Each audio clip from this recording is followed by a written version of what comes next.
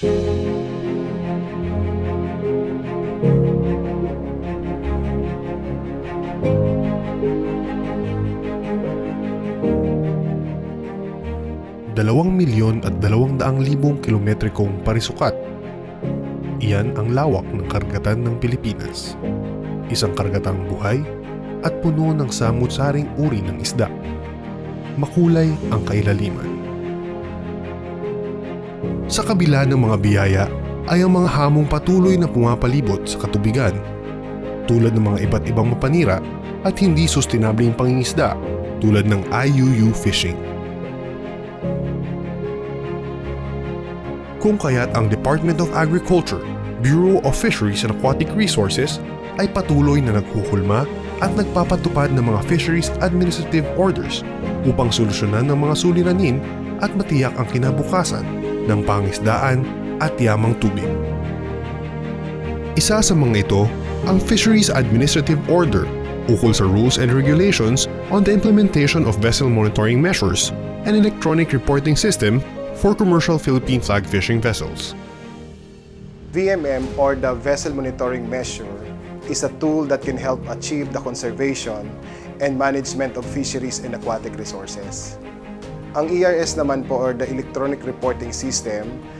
device din po siya that records and transmit catch data to BFAR in near real time, separately or simultaneously to the transmission of location data. So ibig sabihin nito, bukod doon sa location data na binibigay ng vessel papunta dito sa BFAR, yung catch data din isinisend din sa atin nung vessel at sea. The importance of the establishment of this VMM, the Philippines is a signatory to the Convention on the Conservation and Management of Highly Migratory Fish Stocks in the Western and Central Pacific Ocean, and is party to various regional fisheries management organizations such as Western Central Pacific Fisheries Commission,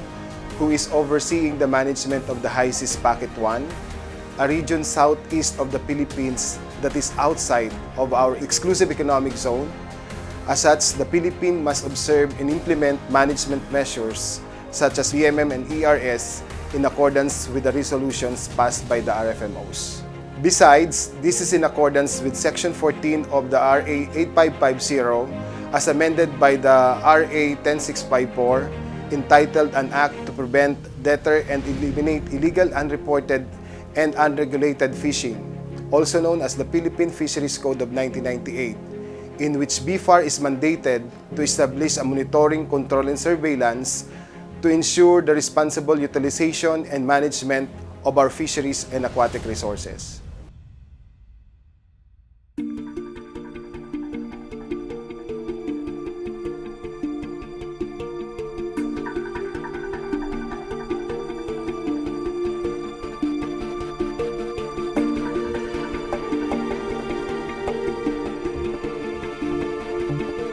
The objective of this FAO is enhance the monitoring of fishing operations for fisheries management,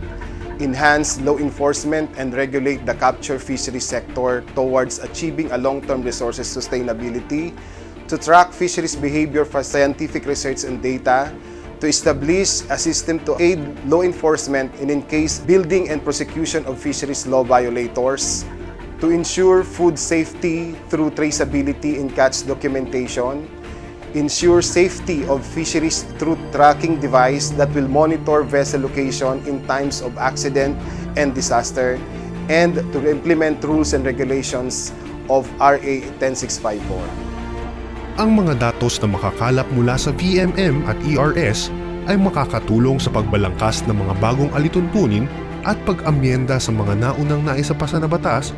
tungo sa mas epektibo at mahusay na pamamahala ng ating karagatan at yamang dagat. The scope of this VMM provides that no commercial vessel engage in fishing activity without the vessel monitoring measures, which apply to licensed Philippine flag vessels targeting, straddling, and highly migratory fish stocks within and outside the Philippine waters. This will apply also to all licensed Philippine flag vessels operating within and out of the Philippine water. Philippine flag vessels authorized by BFAR to operate in the high seas and has access right in other countries' EEZ. After the effectivity of this FAO, VMS shall apply to all licensed Philippine flag commercial fishing vessels authorized by the BFAR to operate in the high seas and those fishing vessels with access rights to fish in other countries' exclusive economic zone. All catcher fishing vessels operating within the Philippine waters, which include the exclusive economic zone, in phases of implementation as follows. For Phase 1, we will implement the VMM within 1 year upon effectivity of this FAO. Covers the 50 to 90 gross tonnage of the commercial fishing vessel. Phase 2 within 2 years after the effectivity of this FAO, 30 to 49 gross tonnage. And within 3 years, all catcher fishing vessels weighing 3.1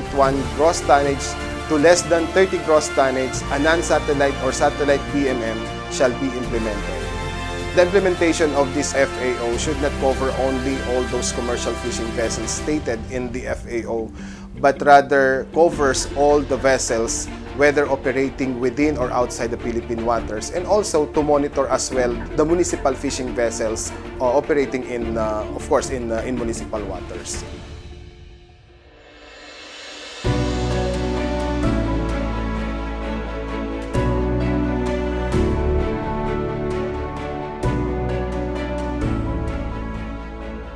The role of BFAR is to establish a fisheries monitoring center, which we already did in Navotas, and eventually it will be transferred here in the new building of the BFAR,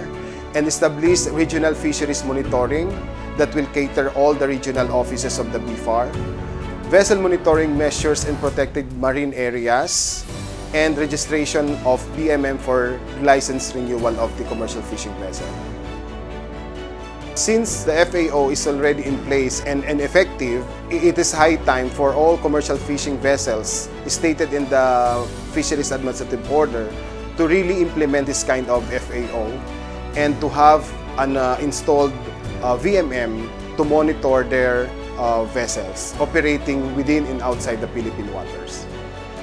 With the passage of the FAO 260 on the rules and regulations on the implementation of VMM and ERS for commercial Philippine flag vessels targeting straddling and highly migratory fish stocks, there is still a need to strictly implement the said FAO in order to eradicate, if not totally avoided, the illegal, unreported, and unregulated fishing.